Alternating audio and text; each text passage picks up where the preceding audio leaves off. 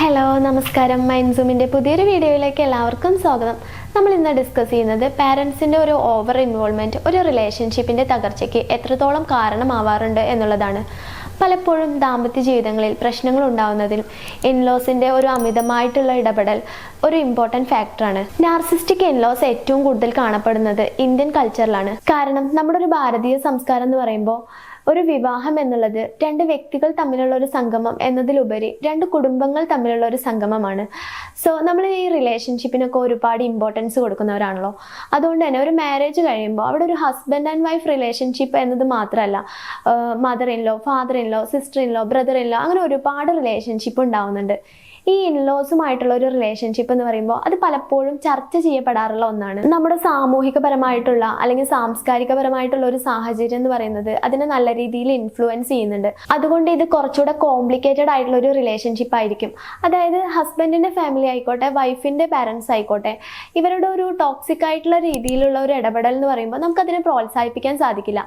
എന്നിരുന്നാലും വൈഫിന്റെ പാരൻസ് എന്ന് പറയുമ്പോൾ ഹസ്ബൻഡുമായിട്ടുള്ള ഒരു ക്ലാഷ് അത് വളരെ കുറവായിരിക്കും.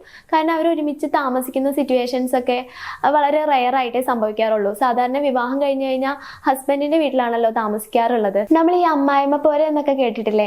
കാലങ്ങളായിട്ട് നിലനിന്ന് പോകുന്ന ഒരു ആചാരമാണത്. ഒരു 90% അമ്മമാരും വിചാരിക്കുന്നത് അവരുടെ മകൻ വിവാഹം കഴിച്ച് കൊണ്ടുവരുന്ന പെൺകുട്ടി ഇവനെ കംപ്ലീറ്റ് ഇവരിൽ നിന്ന് ഹാക്ക് ചെയ്ത് കൊണ്ടുപോകുമോ അല്ലെങ്കിൽ അടർത്തി മാറ്റുമോ, ഈ പെൺകുട്ടി കാരണം ഇവൻ ഞങ്ങളിൽ നിന്ന് അകലുമോ, അങ്ങനെ ഒരുപാട് പേടികളാണ് അവരുടെ മനസ്സിലുള്ളത്. അതുകൊണ്ട് തന്നെ പലപ്പോഴും വിവാഹം കഴിച്ച് കൊണ്ടുവരുന്ന ഈ പെൺകുട്ടിയെ ഇവരൊരു ശത്രുവായിട്ടോ അല്ലെങ്കിൽ ഒരു എതിരാളിയെ പോലെയൊക്കെയാണ് സമീപിക്കാറുള്ളത്. അതായത് ചെയ്യുന്നതിലെല്ലാം കുറ്റം കണ്ടുപിടിക്കുക, നിരന്തരമായിട്ട് വിമർശിക്കുക, അതുപോലെ ഭയങ്കരമായിട്ട് കൺട്രോൾ ചെയ്യുക.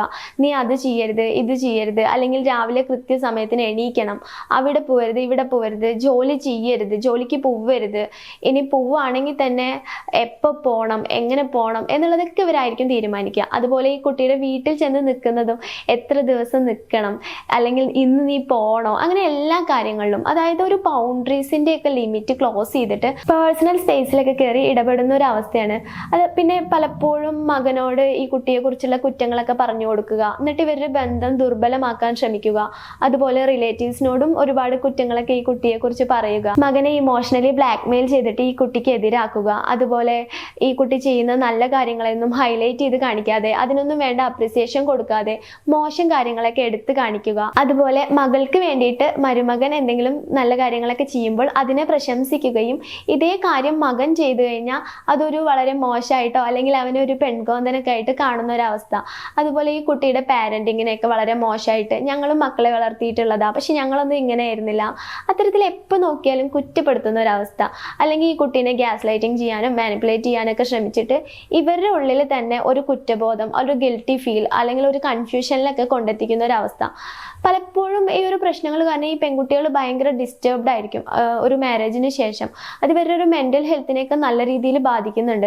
അതായത് ഇങ്ങനെയൊക്കെ ചെയ്തിട്ടും പലരും ഇവരോട് വന്ന് പറയുന്നുണ്ടായിരിക്കുക, നിന്റെ അമ്മ നല്ലൊരു സ്വഭാവമാണല്ലോ, അല്ലെങ്കിൽ നല്ല ഭാഗ്യം ഉണ്ടല്ലോ, നിനക്കൊരു പാവം അമ്മേനല്ലേ കിട്ടി എന്നൊക്കെ ചോദിക്കുന്നുണ്ടായിരിക്കും. കാരണം ഇവർ മറ്റുള്ളവരുടെ മുന്നിൽ ഭയങ്കര നല്ല ഒരു പ്ലീസിങ് സ്വഭാവമായിരിക്കും എന്നുള്ളതാണ്. ഒരു ഡിവോഴ്സ് റേറ്റ് കൂടുന്നതിലൊക്കെ ഈ ഒരു പ്രശ്നം എന്നുള്ളത് വളരെ അധികം സ്വാധീനിക്കുന്നുണ്ട് എന്നുള്ളതാണ്.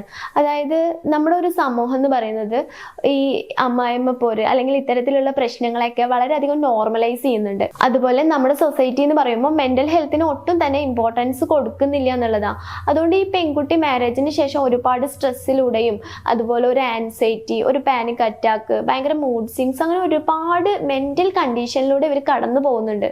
പലപ്പോഴും ഹസ്ബൻഡിന്റെ സൈഡിൽ നിന്ന് പോലും ഇവർക്കൊരു വേണ്ട രീതിയിലുള്ള ഒരു സപ്പോർട്ട് കിട്ടുന്നില്ല എന്നുള്ളതാണ്. അതായത് പലപ്പോഴും ഇവരെന്തെങ്കിലും കംപ്ലൈൻസ് ഒക്കെ ചെന്ന് പറഞ്ഞു കഴിഞ്ഞാൽ അതൊക്കെ നിന്റെ തോന്നലാണ്, എൻ്റെ പാരൻസ് അങ്ങനെയൊന്നും അല്ല, നീ മനഃപൂർവ്വം അവരെ കുറിച്ച് ഉണ്ടാക്കി പറയണ്ട, അത്തരത്തിലുള്ള ഒരു റിയാക്ഷൻ അല്ലെങ്കിൽ ഒരു റെസ്പോൺസ് ആയിരിക്കും തിരിച്ചു കിട്ടുന്നത്. അത് ഇവരെ നല്ല രീതിയിൽ എഫക്റ്റ് ചെയ്യുന്നുണ്ട് എന്നുള്ളതാണ്.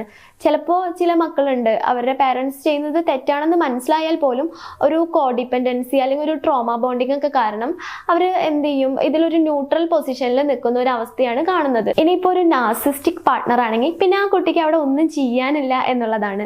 അപ്പോൾ പലപ്പോഴും ഇത് ഹസ്ബൻഡിൻ്റെ അല്ലെങ്കിൽ ഈ മകൻ്റെ മെൻ്റൽ ഹെൽത്തിനെയും നല്ല രീതിയിൽ ബാധിക്കുന്നുണ്ട്. കാരണം ഈ അമ്മയും വൈഫും തമ്മിലുള്ള ഒരു സംഘർഷം എന്ന് പറയുമ്പോൾ അത് അവർ ഒരുപാട് ബുദ്ധിമുട്ടിക്കുന്നുണ്ട്. അവരുടെ ഉള്ളിൽ ഇടയിൽ ഒരു ഇമോഷണൽ ലോയൽറ്റി കോൺഫ്ലിക്റ്റ് ഒക്കെ ഉണ്ടാക്കുന്നുണ്ട്. അതായത് അമ്മയും ഭാര്യയും സന്തോഷിപ്പിക്കണം എന്നുണ്ട്, എന്നാൽ രണ്ടുപേർക്കും തൃപ്തിപ്പെടുത്താൻ പറ്റാത്തൊരവസ്ഥ. അപ്പോൾ ഇതിനെ പരിഹരിക്കാൻ വേണ്ടി അവർക്ക് എന്തൊക്കെ ചെയ്യാൻ പറ്റും എന്നുള്ളത് നമുക്ക് നോക്കാം. ഫസ്റ്റ് വൺ, ഒരു ക്ലിയർ ബൗണ്ടറീസ് സെറ്റ് ചെയ്യുക എന്നുള്ളതാണ്. അതായത് പാരന്റ്സിനെ സ്നേഹിക്കേണ്ട എന്നുള്ളതല്ല. അതായത് നിങ്ങളുടെ ദാമ്പത്യ ജീവിതത്തിലെ എല്ലാ കാര്യങ്ങൾക്കും ഒരു പ്രൈവസി ഉണ്ടായിരിക്കണം. അതിലൊരിക്കലും ഒരു തേർഡ് പാർട്ടി ഇൻവോൾവ്ഡ് ആവരുത് എന്നുള്ളതാണ്. അതുപോലെ സെക്കൻഡ് വൺ എന്ന് പറയുമ്പോൾ ഇവരുടെ നല്ല രീതിയിലുള്ള നിർദ്ദേശങ്ങളൊക്കെ നമ്മൾ സ്വീകരിക്കുക. എന്നിരുന്നാലും ഫൈനൽ ഡിസിഷൻ എപ്പോഴും എടുക്കേണ്ടത് ഈ കപ്പിൾസ് തന്നെ ആയിരിക്കണം. അതുപോലെ മറ്റൊരു കാര്യം എന്നുള്ളത് ഹസ്ബൻഡ് വൈഫിന് വേണ്ട രീതിയിലുള്ള സപ്പോർട്ട് കൊടുക്കുക. റിയാക്ട് ചെയ്യേണ്ടടത്തൊക്കെ നന്നായിട്ട് റിയാക്ട് ചെയ്യുക. നാലാമത്തെ ഒരു പോയിന്റ് എന്ന് പറയുമ്പോൾ ഒരുമിച്ച് നിൽക്കുമ്പോൾ കൂടുതൽ കോംപ്ലിക്കേറ്റഡ് ആവുകയാണെന്ന് കണ്ടു കഴിഞ്ഞാൽ മാറി താമസിക്കാൻ ശ്രദ്ധിക്കുക. പലപ്പോഴും പലരും ചോദിക്കാറുണ്ട്, അത് ശരിയാണോ, എൻ്റെ പാരൻസിനെ നോക്കേണ്ടത് ഞങ്ങളല്ലേ അല്ലെങ്കിൽ എൻ്റെ വൈഫല്ലേ എന്നൊക്കെ ഉള്ളത്. ശരിക്കും നിങ്ങളുടെ പാരൻസിനെ നോക്കേണ്ടത് നിങ്ങളുടെ വൈഫല്ല, അല്ലെങ്കിൽ അത് അവരുടെ ഒരു ഉത്തരവാദിത്തമല്ല എന്നുള്ളതാണ്. നിങ്ങളുടെ പാരൻസിനെ നോക്കേണ്ടത് നിങ്ങളുടെ കടമയാണ്. അത് നിങ്ങൾ ചെയ്യണം. അപ്പോൾ അവരുടെ കൂടെ താമസിക്കണം എന്നില്ല, അവർക്ക് വേണ്ട രീതിയിലുള്ള സപ്പോർട്ട് കൊടുത്തുകൊണ്ട് നല്ലൊരു ഹെൽത്തി ആയിട്ടുള്ള ഒരു അകലം പാലിക്കുക. അത് ബന്ധങ്ങൾ ഒന്നുകൂടെ സുന്ദരമാക്കാൻ ഹെൽപ്പ് ചെയ്യും. ഇനി എനിക്ക് ആൺകുട്ടികളുടെ പാരൻസിനോടാണ് പറയാനുള്ളത്. നിങ്ങളുടെ ഒരു മകൻ്റെ വിവാഹത്തിന് മുമ്പേ നിങ്ങൾ എന്തൊക്കെ കാര്യങ്ങൾ ശ്രദ്ധിക്കണം എന്നുള്ളതാണ്. ആദ്യം വേണ്ടത് നിങ്ങൾ മാനസികമായിട്ട് തയ്യാറെടുക്കുക. അതായത് ഇതുവരെ നിങ്ങളെ മാത്രം സ്നേഹിച്ചിട്ടുള്ള നിങ്ങളുടെ മകന്റെ സ്നേഹം ഇനി ഷെയർ ചെയ്യപ്പെട്ടേക്കാം, അല്ലെങ്കിൽ ആളുടെ ഒരു പ്രയോറിറ്റി ലിസ്റ്റും പ്രിഫറൻസ് ഒക്കെ ചെറിയ രീതിയിൽ മാറിയേക്കാം. അപ്പോൾ അത് നല്ല രീതിയിൽ ആക്സെപ്റ്റ് ചെയ്യാൻ ശ്രമിക്കുക. ശരിക്കും വൈഫിനെ സ്നേഹിച്ചെന്ന് വിചാരിച്ചിട്ട് നിങ്ങളോടുള്ള സ്നേഹം കുറയുന്നില്ല. പാരൻസിനോടുള്ള സ്നേഹവും വൈഫിനോടുള്ള സ്നേഹവും രണ്ടും രണ്ടാണ്. അത് നിങ്ങൾ തിരിച്ചറിയുക. അതുപോലെ നിങ്ങൾ ചെയ്യേണ്ട മറ്റൊരു കാര്യം, ഈ പെൺകുട്ടിക്ക് വേണ്ട രീതിയിലുള്ള ടൈം കൊടുക്കുക. വന്നു കയറിയ ഉടനെ ഇവിടുത്തെ കാര്യങ്ങൾ ഇങ്ങനെയല്ല അങ്ങനെയല്ല എന്നൊന്നും പറഞ്ഞ് പേടിപ്പിക്കാതിരിക്കുക. കാരണം ആ കുട്ടി എൻ്റയർലി ഡിഫറെൻ്റ് ആയിട്ടുള്ള ഒരു കൾച്ചറിൽ അല്ലെങ്കിൽ ഒരു ഡിഫറെൻ്റ് ആയിട്ടുള്ള ലൈഫ് സ്റ്റൈലൊക്കെ ആയിരിക്കും. മറ്റൊരു വീട്ടിൽ നിന്ന് വരുന്ന പെൺകുട്ടിയാണ്. അപ്പം നമ്മളത് മനസ്സിലാക്കുക. നമ്മുടെ മകളാണ് ഈ ഒരു സ്ഥാനത്ത് എന്ന് കരുതി ഒരു സഹാനുഭൂതിയോട് കൂടി അല്ലെങ്കിൽ ഒരു സിമ്പതിയൊക്കെ തോന്നുന്ന രീതിയിൽ പെരുമാറുക എന്നുള്ളതാണ്. പിന്നെ നമ്മൾ ചെയ്യേണ്ട മറ്റൊരു കാര്യം, അനാവശ്യമായിട്ട് ഈ കുട്ടിയുടെ കുറ്റം പറയാതിരിക്കുക.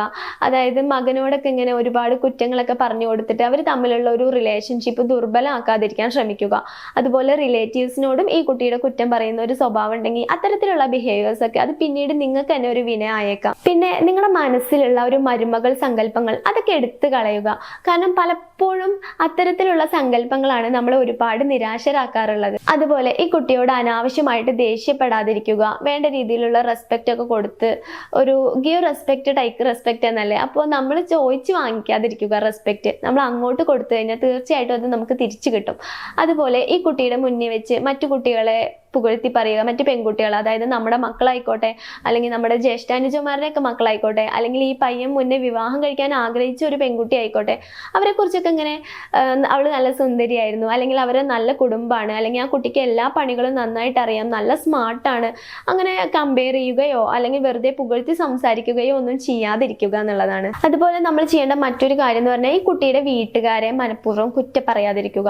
അതായത് ചിലർ പറയാറുണ്ട്, ഓ അവരുടെ വളർത്തുദോഷമാണ് ഇങ്ങനെയാണോ, നിങ്ങളുടെ വളരെ മോശം കുടുംബമാണ്, അത്തരത്തിലുള്ള രീതിയിലുള്ള സംസാരങ്ങളൊക്കെ മാക്സിമം ഒഴിവാക്കാൻ ശ്രമിക്കുക എന്നുള്ളതാണ്. പിന്നെ പല പാരൻസും ചെയ്യുന്ന ഒരു കാര്യമുണ്ട്, മക്കളെയും മരുമക്കളെയും വേർതിരിച്ച് കാണുക. അതായത് മക്കൾ വന്നു കഴിഞ്ഞാൽ അവരോട് ഭയങ്കര സ്നേഹമായിരിക്കും, എന്നാൽ ഈ മരുമകളോട് ഒട്ടും തന്നെ ഇല്ല.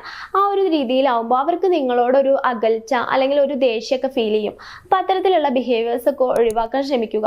നിങ്ങൾ മനസ്സിലാക്കേണ്ട ഒരു കാര്യമുണ്ട്, നിങ്ങൾ നിങ്ങളുടെ മകനെ ജെന്യുവൻ ആയിട്ട് സ്നേഹിക്കുന്നുണ്ടെങ്കിൽ തീർച്ചയായിട്ടും നിങ്ങൾ നിങ്ങളുടെ മരുമക്കളെയും സ്നേഹിക്കാൻ ശ്രമിക്കുക. അതുപോലെ അവരുടെ ലൈഫ് നന്നാവണം, മകൻ്റെ ലൈഫ് നന്നാവണം എന്ന് നിങ്ങൾക്കൊരു ആഗ്രഹമുണ്ടെങ്കിൽ അവരുടെ ലൈഫ് നന്നാവാനുള്ള കാര്യങ്ങളൊക്കെ ചെയ്യുക. അവർക്കിടയിൽ പ്രശ്നങ്ങൾ ഉണ്ടാക്കാതിരിക്കുക, ഓവറായിട്ട് അവരുടെ പേഴ്സണൽ കാര്യങ്ങളിലൊന്നും ഇൻവോൾവ്ഡ് ആവാതിരിക്കുക എന്നുള്ളതാണ്. ഇപ്പോൾ നമ്മൾ ഡിസ്കസ് ചെയ്തത് പാരൻസിൻ്റെ സൈഡിൽ നിന്നുള്ള പ്രശ്നങ്ങളാണ്. ഇതുപോലെ കുടുംബത്തിൽ പ്രശ്നങ്ങൾ ഉണ്ടാക്കുന്ന മരുമക്കളും ഉണ്ട്. അതിനെക്കുറിച്ച് നമ്മൾ മറ്റൊരു വീഡിയോയിൽ സംസാരിക്കുന്നതാണ്. ഈ വീഡിയോ നിങ്ങൾക്ക് ഇഷ്ടപ്പെട്ടാൽ ലൈക്ക് ചെയ്യുക, ഷെയർ ചെയ്യുക, കമൻറ്റ് ചെയ്യുക. Okay, thank you.